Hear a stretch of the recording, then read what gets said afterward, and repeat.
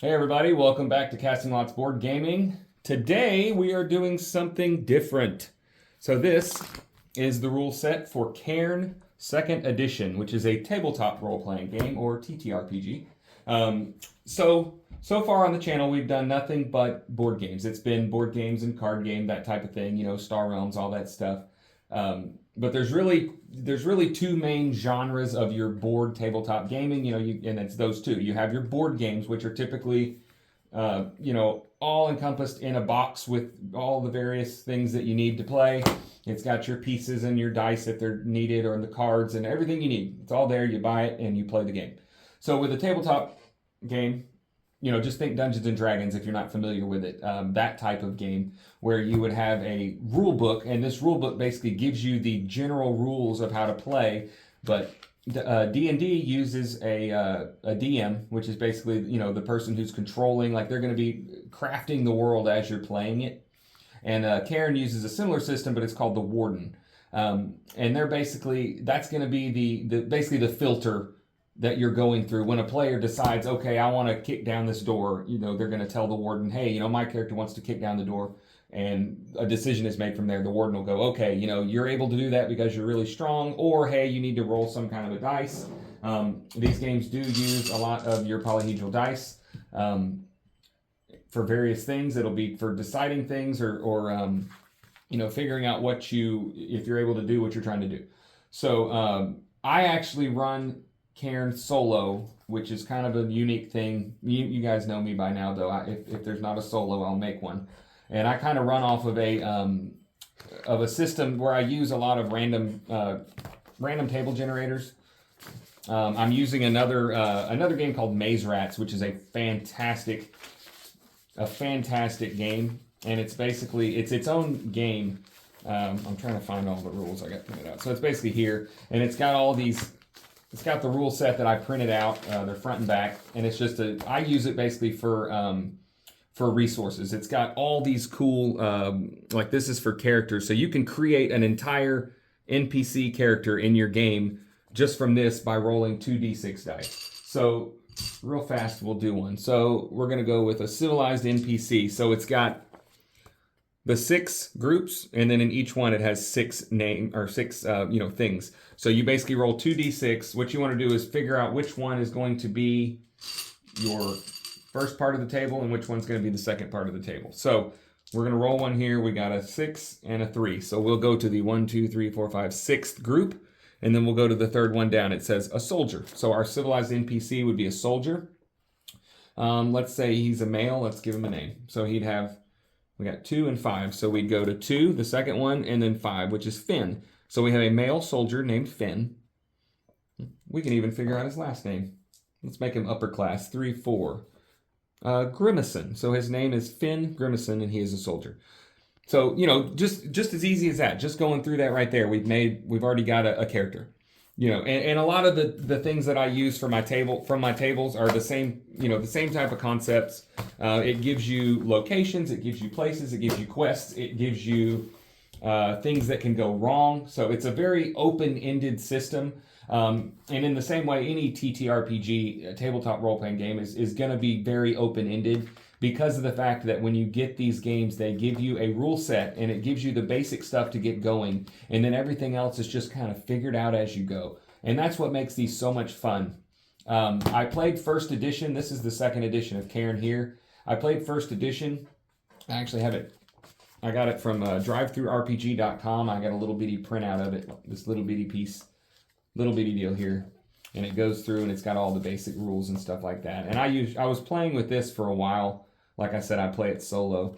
But after I found out that he came out with the 2nd edition of this, I wanted to go ahead and support the guy because he's giving it away. I think, if I remember right, he just tells people, look, if you want to print it out, you can print it out. But this was $4 on Amazon, which is, again, I'm gonna support that. I like supporting, an author of a game or the creator of a game like that. So I definitely wanted to support him with my $4 support. So this is Cairn's 2nd edition, and in the book, I mean, you can literally play with just this and a notebook. with 4, 5, 6, 8 people. You don't need a whole lot, and you need your dice, but you don't need a whole lot when you're playing a TTRPG. And that's what's fun about it, is you can make it as much or as little as you want. You can make it very simple, where a 6 or 8, 10-year-old kid could play, or you can make it a little more complex, where you've got all these different things. You've got all the like item weights and all these different things, like it is in D&D. But today we're going to specifically go over Cairn, this rule system specifically, and so it's got a starting guide in here, or when you're building a character. See, it's got an overview, it's got principles for the players, and then it's got these really cool artwork in here. And then creating a character, and it goes down, and you'll be rolling on a variable amount of tables to figure out your different traits: physique, skin, hair, face, speech, clothing, virtues, and vices. And that'll give you it's kind of got that old school D&D feel to it, where way back in the day, in the 70s, obviously I wasn't around, but the tabletop games at the time, you would just roll up a couple of dice and that was your character, and it kind of made it random every time you would go to create a new character. And then it's got a cool bonds table in here, which is basically going to give a little bit of a backstory. I'm going to read this one. It says, "You carved a whistle from an oak lord's branch. Your act did not go unnoticed. You cannot seem to rid yourself of the whistle either." So it gives a little bit of a backstory to go along with your character, which is really cool.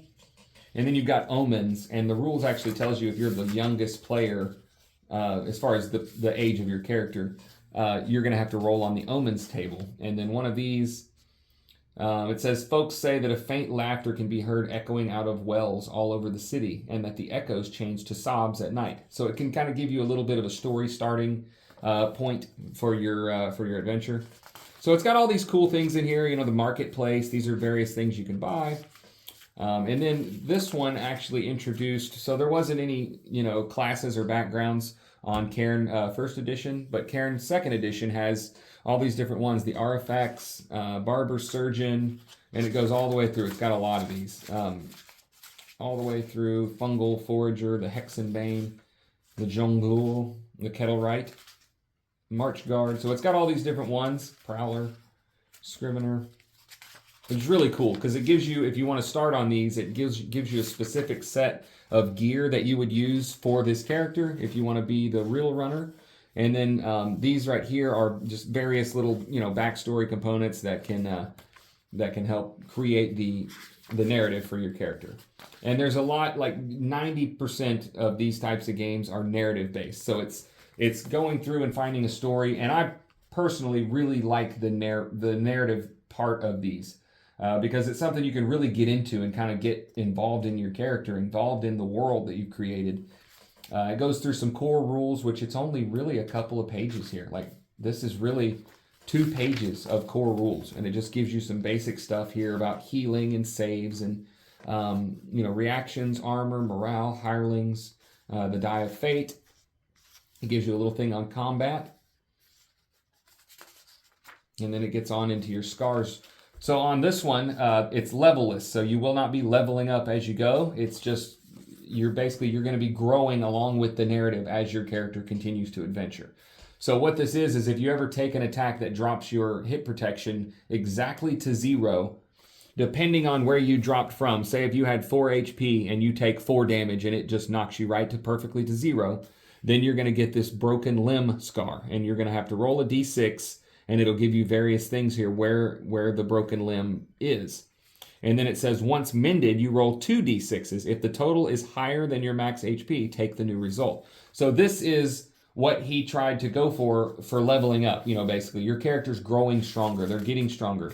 And, each one of these things is pretty rare that this happens, but it does happen. I've had it happen to me multiple times because of the fact that you have to take a perfect amount of damage to go exactly to 0. So, this is called procedures. So this just talks a little bit about dungeon exploration, dungeon events. He's got a little table here for what could happen. And if you're new to tabletop role-playing games, I definitely recommend getting into something like Cairn because, like I said, it's what you make it. You can play it very simply, or you can go very complex with it. But what I think is cool about this is that so in Dungeons and Dragons, you actually have to roll a hit dice. So there might be a certain target number that I rolled a 20. So there might be a certain number that you have to reach in order to determine that you even hit that monster or character or whatever, and then you'll roll your damage to see what it was. So in Cairn, like my guy has a wooden staff and it's D6 armor. So when I do an attack, if I'm fighting a wolf like we did the other day in our session, I take my D6, I roll it, so I've got 1. So that damage goes directly to the monster. There's no figuring out if it hits or if it misses. So combat is very fast and very brutal in Cairn. And you're gonna lose a character. You're gonna die. It's gonna happen. And I encourage you that when that happens, don't give up. Start over and play again, because there's an infinite number of possibilities with these tabletop games. Every single time you start a campaign or a session or whatever you're doing, it's gonna be different. So this is wilderness exploration. There's other stuff in here. Weather. So there's a weather table, weather difficulty, all these different things. These just give you various rules, downtime, training, strengthening ties. And then the setting, it gives you a background of a setting. I really personally don't do any of that. I just kind of create my own setting here. So what I did, I'm going to show you this. This is my world map of the Shattered Lands in the year 341. So this was all rolled. So basically the way I do this, if I can set it down where you can see it, is I'll take this big sheet of paper here. I'll take I think I did all my green colored die, and I'll just drop them on the paper. Wherever they land, I kind of make, kind of outlines around those. Those are going to be the main forests, which is here, here, here, here, here. And then once I do that, then I'll drop all the blue die, and then connect all those, and those create the rivers. And, I kind of touch it up a little bit, create lakes and rivers in various places, and then so on and so forth. If I wanted some more places, like I think I dropped a bunch of, I don't remember what color, but then those are all these black dots that you see here. And these are unexplored towns or villages or landmarks that I haven't discovered yet. So I've got approximately, I don't know, I'd say 10 to 15 hours in playthrough on this campaign so far. And I've literally only discovered this area here, this bottom right corner of the map, which is right here. Everything else has all been unexplored. So the reason why I like to do that is because it gives me something visual, something tangible that I can look at and go, okay, this is where we are. We're here, or we're here. And then you can make a decision. And what I normally do is I run it like, you can do it however you want, but I run it as 2 dice is, the width of 2 dice is a day's journey. So if I'm going from here to here, that's a day's journey, and so on and so forth. So there's all kinds of stuff, and it's extremely open-ended. I'll give you a little tip. If you're new to tabletop role-playing games, don't overthink it. Do not overthink it. That is the shining point of these types of games, is the open-endedness. So don't give yourself, don't stress yourself out trying to figure out what I can do or what I can't do. Just roll with it. Literally, roll with it. So I'm going to go over a couple more of these tables. So I have, this is actually from a game called Ironsworn, which you can look up and go to the website, and it's completely free to download. I played it a little bit, but I just used the tables because they have really good random tables for Ironsworn. And then this is not Mage Knight, what am I talking about? This is Maze Rats, like I just told you a second ago. And then this is some other ones that I found. These are actually from Ironsworn. And then this, you can print this out on the Cairn website. It's a bestiary of all the different monsters and enemies that you can find. And then these are some other random tables that I use when I'm playing.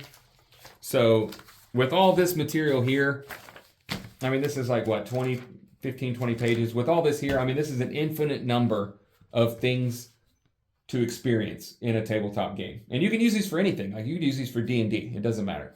As far as the character sheets go, they have a character sheet that you can print out, which looks like this. This is 2 of them here on one paper.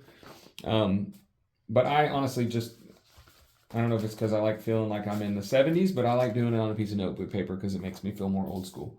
So it's the same basic concept. I've just got it all written down on a piece of notebook paper. And then I like to map things. So if you look here, a lot of my dungeons, and I use a deck of cards to map a dungeon. So I don't know if you can see it. So we got these couple of dungeons here. We got this place here, this one here, and this one here. And these were for different sessions that I played. And what I do is I'll take a deck of cards, shuffle it up, I'll flip a card over. It say it's a 6. So that gives me, when I'm first entering, I'll say, okay, this room is 6 tiles long. And then I'll flip another one, maybe it's a 9, so that means it's 9 tiles wide. And I use a deck of cards to give me random rooms and dungeons. Sometimes I'll make it to where the jacks are an enemy, or the jokers are an enemy, the king is a treasure chest or whatever. You can come up with your own design. I kind of use this, and I really like it. And I keep all these so that way I can go back. So if I go back, this is the town of Great Hope. If I go back to Great Hope, I know exactly where everything is because it's all mapped. So it's not going to change because that town, it wouldn't change in a couple of days when I left and came back. So I do like to do that, and I use this grid paper. I keep this grid paper. Now, again, none of this is necessary. It's just the way I like to do it because I like to document it. I like the way it looks. It gives me a very, 1970s D&D feel, which I really like. So, basically all you need to get started with this is this $4 rule book and some polyhedral dice and a notebook. I mean, that right there. You can have hours and hours and hours of fun with Cairn. I guess I should actually do the review. So quality, we're not really going to go over quality because it's just a book that you buy on Amazon. So quality doesn't really apply here. But I guess if we did apply it, it seems like a well-made book. Complexity, I'd say low to medium.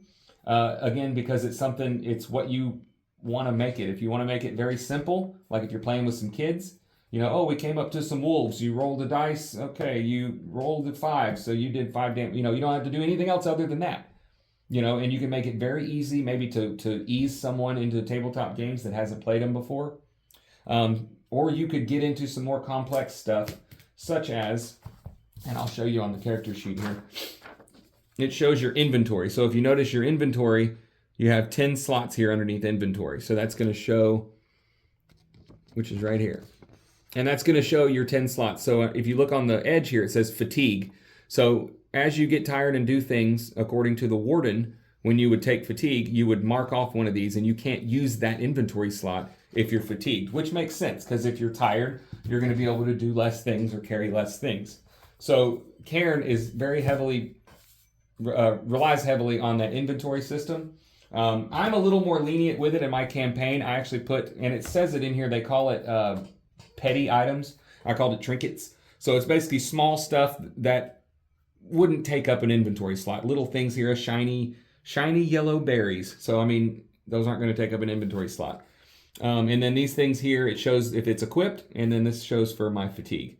So, and I normally, if I have 2 types of the same item or whatever, like if I have, a spyglass and a shovel really could go in the same slot. I'm very lenient on the inventory slots, but if you're going to play according to the exact rules, you want to take up, it'll tell you if an item is petty or if it's, it takes up an inventory slot. So it can be more complex if you want it to, but, I kind of go rules light and I try to focus on the narratives the way I like to do it. Replayability, extremely high. With any tabletop game, the replayability is extremely high because this just gives you a guideline for the rules and everything else is just what the players come up with. Like if you're playing with someone and you go into a town, you might be playing with one guy that goes, you know what, I want to go into every single store. I want to talk to every single person. I want to go to the tavern. I want to see if there's any quests. And then you might have one guy that comes in and just goes, okay, let's go talk to the guy we want to talk to. We're going to get the information and then we're leaving. So those two things might vary wildly in between 2 different players because they have 2 different ideas of what they want to do. So that's why the complexity would vary a little bit. The replayability would vary a little bit. Rating, I'd give it a PG. There's nothing, really it should be a G, but I guess I gave it a PG because it depends on who you're playing with. Like you might decide to play with someone and they go into the town and they want to attack everyone. Or you might be playing with people that are good. Like I tend to gravitate toward being a good person in my games. I'll be asking people if they need help, asking them if they have any quests available, if they're, if we can help with any troubles or bandits or whatever. The rating, I'd say PG, but it depends on the group that you're playing with. But obviously if you're playing with kids, you're going to want to keep it a little more lighthearted.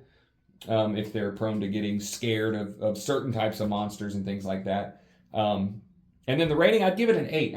I know this is a little different than my normal board game stuff, but this is a fantastic game. I play D&D. I have a campaign going with D&D with some friends, and I prefer Cairn because of this right here. See how thick this thing is? Look at that. It's like a 1/4 of an inch thick.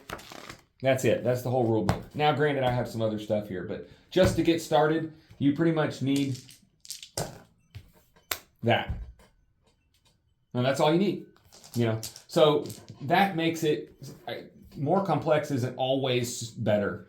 You know, there's so many different rule books and compendiums and all these different things for D&D that it's kind of overburdening sometimes. I feel like it's too much stuff going on.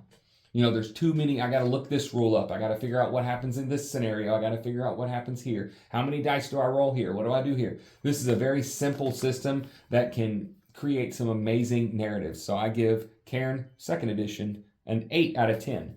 And you guys definitely go check it out. You can go to Google. You can just put in Cairn 2nd edition and go right to the website. Yohai Gal has everything on there. You can, I remember right, I think you can download it for free, the PDF. Or you can print it out, or you can support this guy and pay for it. So definitely check out Cairn 2nd edition by Yohai Gal. This has been another review and overview by Casting Lots Board Gaming. We'll see you next time. God bless.